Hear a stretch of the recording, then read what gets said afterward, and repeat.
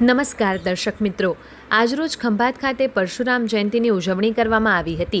ખંભાતની ગલીગલીઓમાં પરશુરામ ભગવાનની ભવ્ય શોભાયાત્રા કાઢવામાં આવી હતી. આ શોભાયાત્રા શ્રી શાણેશ્વર મહાદેવથી ગ્વારા ટાવરથી સાંજે 4:30 વાગે નીકળી ઘાસગ્વારા, અલિંગ, પણિયાણી, ત્રિકોણિયાળી થઈને રાવવાડી ચગડોળ ગ્રાઉન્ડ પાસે પહોંચશે. આ શોભાયાત્રાના યાત્રા મુખ્ય યજમાન શ્રીમતી સુશીલાબેન ભાનુપ્રસાદ જોશી હતા.